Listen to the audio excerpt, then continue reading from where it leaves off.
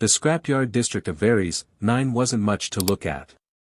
Rusted starship hulls piled like mountains, the air thick with the smell of ozone and oil. It was the kind of place the galaxy forgot, except for the humans. Humans had a strange habit of surviving where no one else wanted to live. And in the middle of all that grime and noise worked Marcus Hale, a human mechanic with a crooked smile, grease-streaked hands, and a workshop that doubled as a home. He fixed everything: hoverbikes, droids, air recyclers, and sometimes, broken hearts, if you counted the way he talked to his customers. But Marcus didn't fix things for the credits. He did it because he hated waste. If it's broken, it can be mended, he'd say. You just have to care enough to try. One slow evening, as the twin suns dipped below the scrapyard horizon, the bell above his door chimed.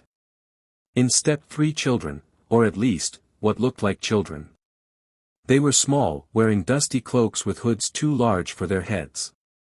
Their eyes, though, those eyes glowed faintly gold, like molten metal. Marcus had seen plenty of aliens in his day, but not like this. The smallest one held up a shattered toy drone, its wing dangling by a thread. "Can you fix this?" the child asked, voice trembling. It was our father's gift. Marcus wiped his hands on a rag. "Let me take a look." He turned the drone over gently. It was no common toy, its parts were made of alloy more advanced than anything found in the district. Royal-grade tech, maybe even military. But he didn't ask questions. "Yeah," he said finally, smiling. "I can fix it." "How much?" another asked, voice cautious. Marcus shook his head. "No charge." The 3 blinked, confused. "But, why?" He shrugged. "Because someone gave it to you with love. And love's worth more than credits." He got to work, humming softly as sparks danced from his welding tool. The kids watched, wide-eyed, as he reattached circuits and polished the metallic feathers of the toy drone. When he was done, the drone flickered to life, hovering with a soft hum. It chirped, projecting a hologram of a laughing alien man in royal armor, clearly their father. The smallest child gasped, covering their mouth. Marcus smiled, handing it over. "There," he said. "Good as new." For a moment, none of them spoke. Then the eldest said quietly, "You didn't ask our names." Marcus chuckled. "Names don't change the job, kid. A broken toy's a broken toy. That's enough for me." The trio exchanged looks that Marcus couldn't quite read, part awe, part sadness. Then they bowed awkwardly, almost formally. "Thank you, Mechanic Hale," the eldest said. "You will be remembered." Marcus grinned. "Sure thing, little ones. Don't forget to play gentle with it." They left, vanishing into the twilight. The next morning, Marcus woke to the sound of engines rumbling outside, not the sputtering kind from scrapyard haulers. These were deep, resonant, imperial-grade engines. He stepped outside, squinting. And froze. The street was lined with soldiers in black armor. A royal dropship hovered above, its insignia glowing, a stylized crown made of stars. Everyone in the district stopped working. No one moved. From the ship descended a tall figure in radiant armor, Queen Aratha of the Thalorian Empire, ruler of 15 systems. Her presence bent the air like gravity. Marcus swallowed. Afternoon, Your Majesty."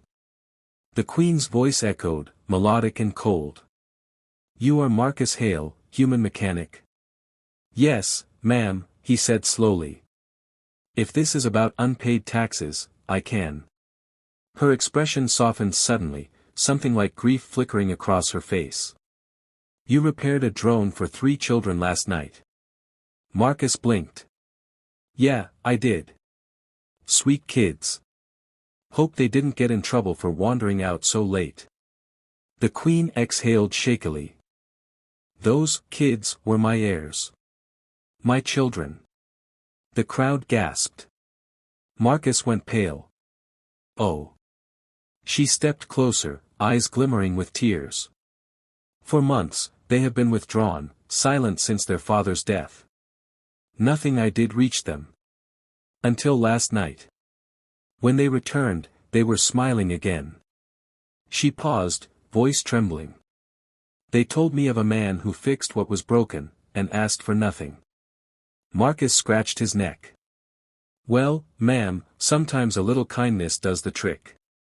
Queen Aratha studied him for a long time, then did something that made every soldier freeze. She bowed her head. You reminded my children what compassion looks like. And reminded me what leadership should feel like.